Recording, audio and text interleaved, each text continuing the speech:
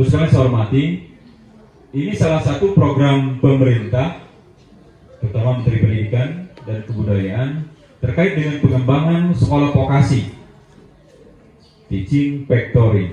Ini lebih kekhususan kepada kita. Kita lihat, baik sekalian.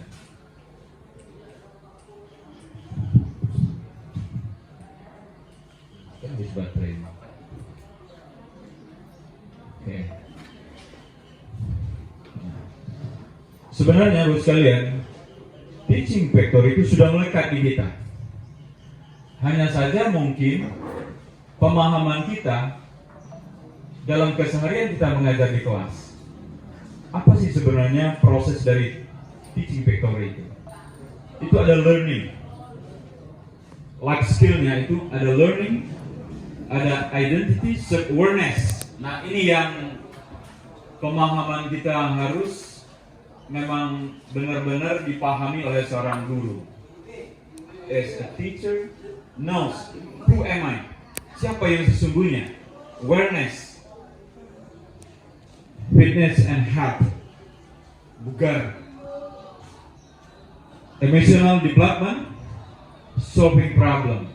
Ini salah satu yang memang keyword juga, solving problem.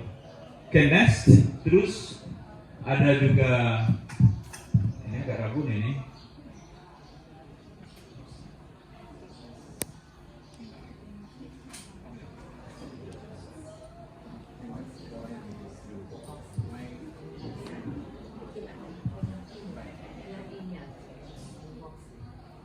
Apa itu Pak? Bu?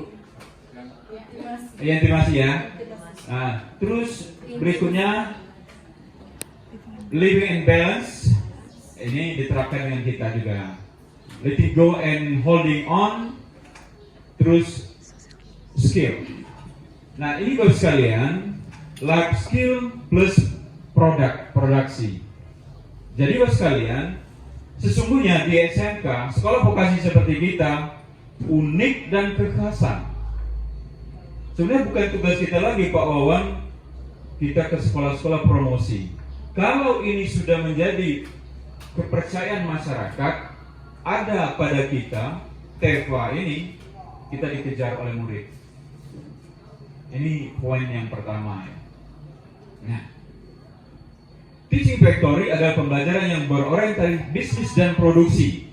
Nah, untuk kita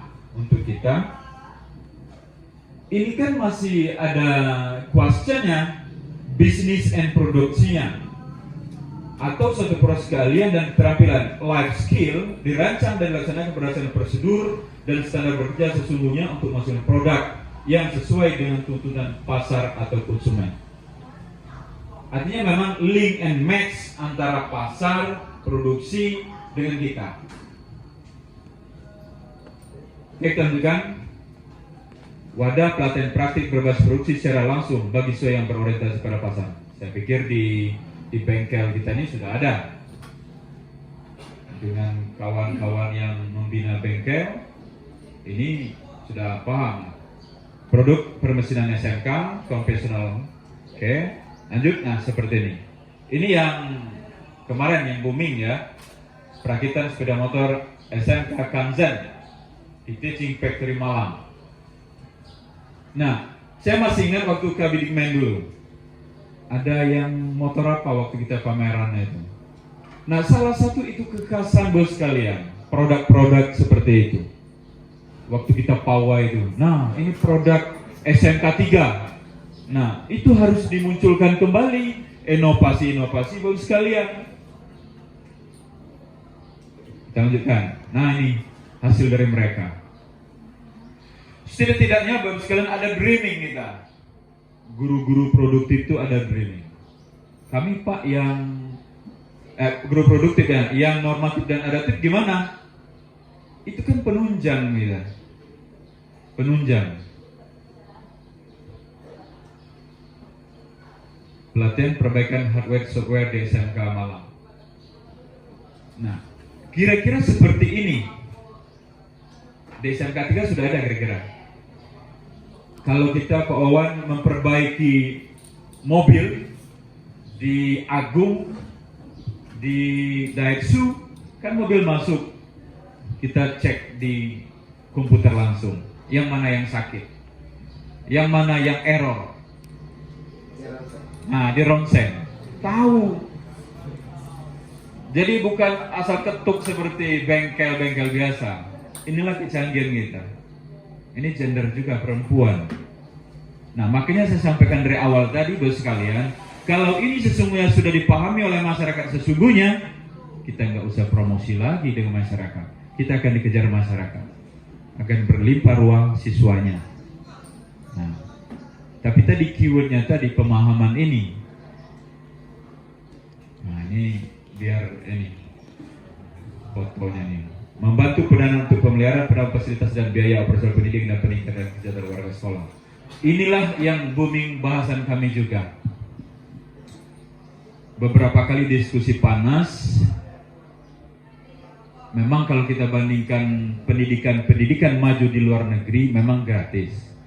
Tetapi seperti Finlandia, Amerika, Australia, tetapi negara-negara tersebut memang menjamin semua kos dari pendidikan, biaya-biaya, budget-budget pendidikan dijamin pemerintah. Bukan seperti kita dilepas, harus gratis, sekolah merintih, tidak bisa beroperasional secara prima. Nah, itu di sisi inilah yang membuat kadang-kadang sebagai stakeholder pendidikan bingung antara kebijakan pimpinan, katakanlah top manajernya dengan sekolah-sekolah satuan pendidikan. Disinilah yang kadang bingung. Ketika kita membandingkan sistem pendidikan negara maju, memang benar sekolah mereka gratis, nggak ada bayaran sama sekali. Top itu negara yang ini Finlandia, nggak ada sampai universitas, gratis. Tetapi negara bertanggung jawab. Kalau kita kan bingung sekarang, nggak ada komite lagi, bingung akhirnya. Sekolah mau berinovasi bingung.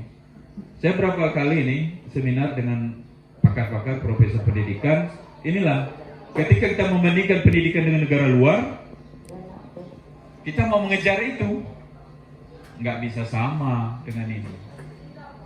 Itu bos sekalian. Jadi ada 5 negara pendidikan yang terbaik itu: Finlandia, Australia, Jerman, Amerika, dan Australia. Keenamnya Korea Selatan.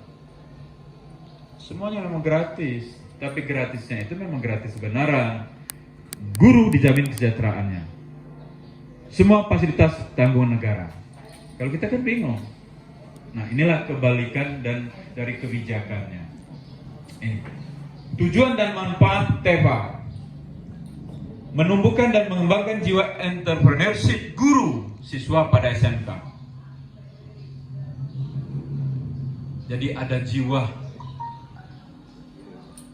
entrepreneur, mengembangkan usaha siswa pada SMK, termasuk gurunya. Aku pikir Pak Wawan belum ada kan guru-guru gitu yang produktif, yang punya bengkel. Nah, kan PR itu. Masa guru SMK belum ada bengkel? Pak Ma. Nah, Pak Pranara harus ada. Bagaimana Bapak Ibu ceritakan dengan siswa? Kalau real life-nya dengan Bapak Ibu belum ada. Ketika saya membuka bengkel dari titik nol, progres, capaian tertinggi seperti ini. Ya kan? Nah, jadi pengalaman itu bisa diceritakan dengan siswa. Entrepreneur-nya seperti itu. Makanya kalau di kantor-kantor itu kerja, usaha. Nah, kita guru SMK juga harus seperti itu. Anaknya nanti biar prakrin di sana. Kedua, mengembangkan sikap mandiri dan percaya diri pada pelaksanaan kegiatan praktik siswa. Rasa percaya diri. Nah, kan ini masih big question juga kawan-kawan. Setelah mereka out, graduate dari sini, percaya enggak siswa kita dengan apa yang dipegangnya, menjadi bekalannya sebuah namanya legitimasi ijazah? Belum rasanya kan? Nah, itu jadi PR kita bersama. menjalin hubungan yang lebih baik dengan dunia usaha industri serta masyarakat lain terbuka, fasilitas umum dan hasil-hasil produksi. Jadi sekalian, kalau ini kan sudah kita lakukan, karena Bapak juga sering ikut kan, Daishu, Honda, kita terus seperti itu. Karena dunia usaha itu bagian dari kita, bengkel-bengkel sudah dilakukan.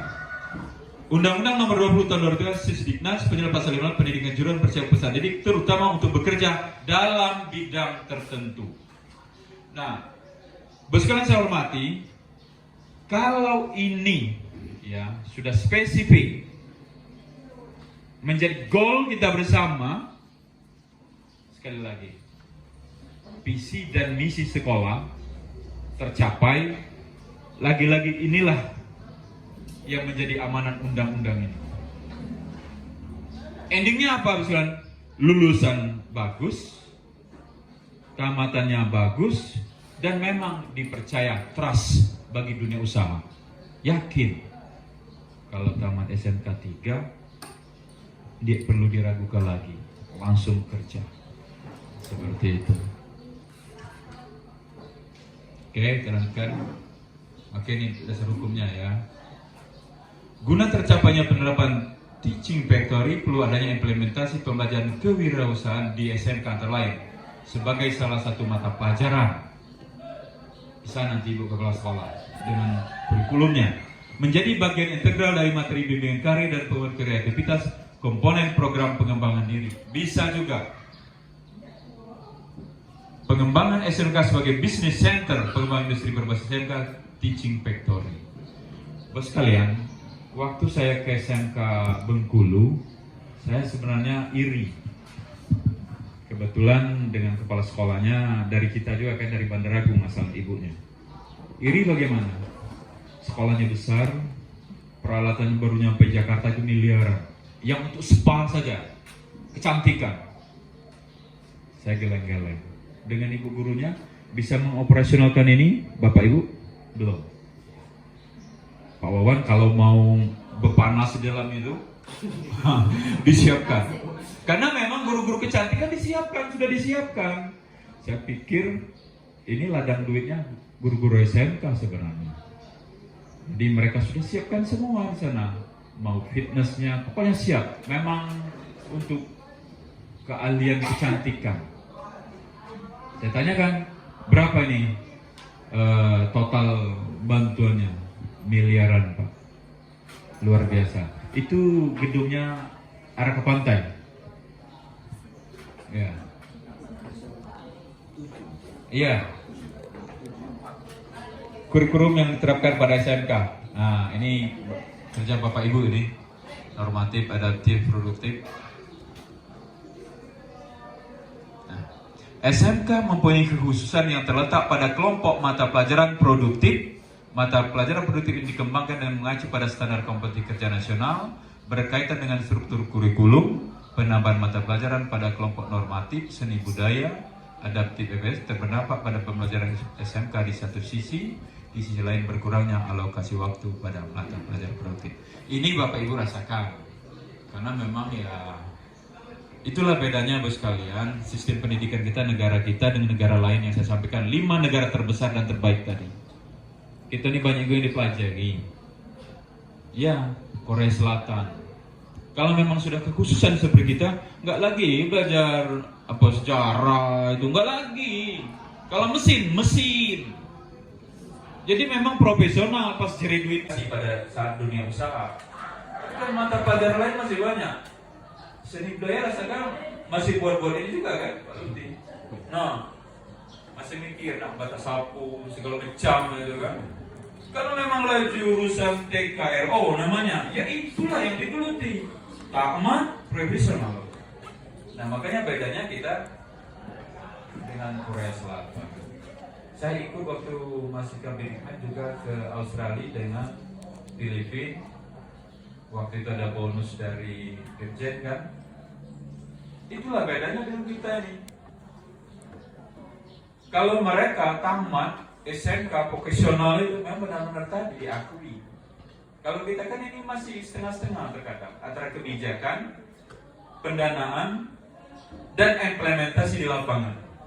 Karena implementasi di lapangan tadi tergantung kebijakan atasan dan pendanaan tadi. Oke? Nah, inilah hubungan kita. Praktik barang menerapkan TEPA, praktik barang tak menerapkan TEPA. Nah, inilah bentuknya. Pasar dan gudang. Diferensialnya seperti itu.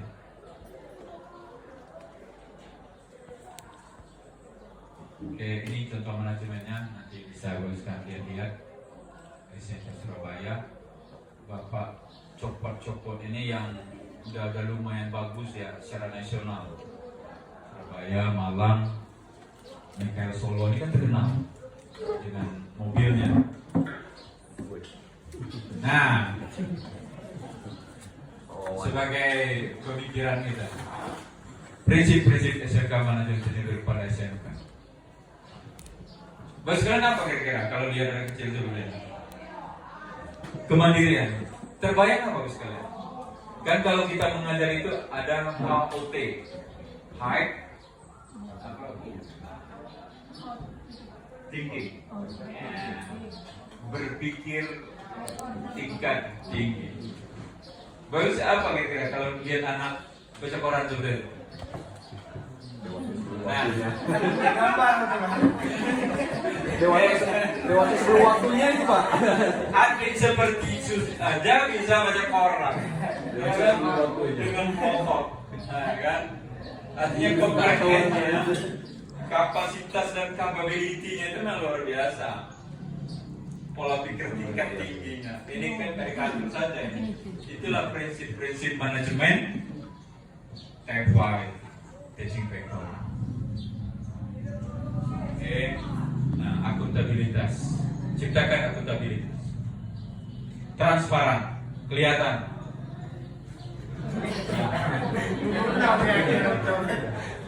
Seperti mobil SMK kamu itu transparan, gimana? Bapak bingung, pertama Bapak pakai itu. Ya aku mobil pada telanjang. Telanjang kina itu terputar ya. Nah, ini manajemen transparan. Kemitraan sudah kita lakukan Bos sekalian. Partisipasi. Nah, inilah Bapak bukan membeda-bedakan ya antara kami di kantor dengan sekolah, tidak. Sekolah ini sesungguhnya kalau memang ada jempol 5, saya kasih jempol 5. Ya? Tapi saya ada 2 kan. Artinya memang partisipasi kalau di kantor seperti Bapak itu rasanya memang sulit, egonya luar biasa. Tetapi kalau saya lihat di sekolah, tingkat partisipasinya ini excellent. Nah, ini pertahankan ini efektif. Nah, saking tidak cepat selesai itu kiri kanan, ya kan? Nah, sambil merokok itu bawaan. Jadi jangan merokok aja, bawaan santai. Merokok jadi kiri kanan sambil nulis, efektif. Artinya efisien, time-nya, waktunya memang dimanfaatkan, efektif ya, ya kan? Jadi bawaan merokok, ngopi, nulis, kiri kanan juga. Artinya waktunya nggak sia-sia. Ya kan? Dapat semua. Tugas selesai, merokok langsung, ngobrol juga bisa. Nah, oke. Nah, ini perlu dipahami Bapak sekalian. Input, Anda ini proses, output total efisien. Kalau dibagi tadi input dan output bagi Anda itu jadi efisien. Nah, tapi Bapak sekalian, lagi-lagi kalau kita bandingkan, compare dengan luar negeri, saya sampaikan tadi, memang culture kita ini beda. Disuruh senam, saya sering ini, kalau saya briefing apa, senam, senam, lenggo-lenggo ruangan. Disuruh kerja, kalau kerja tidak senam. Itulah kata Indonesia yang repot ini. Lain yang perintah, lain yang dikerjakan. Nah itu kebiasaan kita itu. Pastilah kalau di sini mungkin, nah ini karena saya sampaikan ke sekolah kan cepat. Ayo senam sama-sama. Giliran nggak senam, repot itu. Kita nih senam. senang enggak? Disuruh senang enggak mau senang? Nah, oke. Korelasi pusat penerapan teaching factory. Ini ya, dengan jalan penempatan siswa pada industri dan bersama SMK melalui program kerja lapangan PKL atau on the job training. Di samping itu industri dapat membuat proses produksi di SMK dengan sistem kurikulum berbasis industri dan didapat keuntungan di antara industri SMK maupun siswa yang merupakan peran SMK sebagai perpanjangan dan mitra industri. Oke, ini lanjutan dari Prakrin itu ya, dengan kemitraan Movie Tewa. Nah, kita kok belum bisa ya? Inilah. Jadi dengan kepala sekolah, dengan kurikulum, dengan humas, yang lain-lain, dengan program, ini ada evaluasi. Pada pelaksanaan TEPA nanti ada evaluasi berkala. Mungkin awal bulan, setiap awal bulan, apa triwulan, kalau semester kelamaan, ada evaluasi di sini. Misalnya jurusan apa misalnya TKO. Oke, 1 bulan ini apa kira-kira progres, apa kira kelemahannya, apa yang ditemui, baru sama-sama cari solusi dari problem yang ada. Jadi sama ditayangkan sebagai movie tema. Nah, ini dampaknya. SMK menerapkan teaching factory, aspek lembaga, murid, sarana prasarana, pembiayaan. Nah, yang nomor 4 ini yang sakit ya. Pembiayaan, aspek peran masyarakat, lingkungan, kultur sekolah, unit produksi. Sebenarnya kalau ini sudah berjalan, TFA ini Bapak sekalian, kawan-kawan guru SMA itu semuanya pada iri. Nggak jauh-jauh kawan, tanyalah dengan SMK kota itu. Nggak usah jauh-jauh.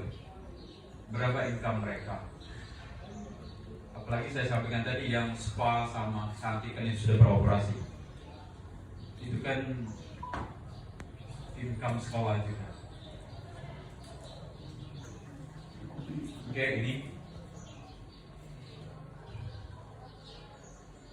bisa dilihat nanti. Proses bisnis industri manufaktur berbasis SMK, spare part. Ini kerjaan bengkel ini, peran arah, kawan-kawan, mitra industri, SMK, perakitan, marketing itu ada SMK, guru, murid umum, after class service. Yang marketingnya. Jadi kemarin saya waktu SMK yang Boga,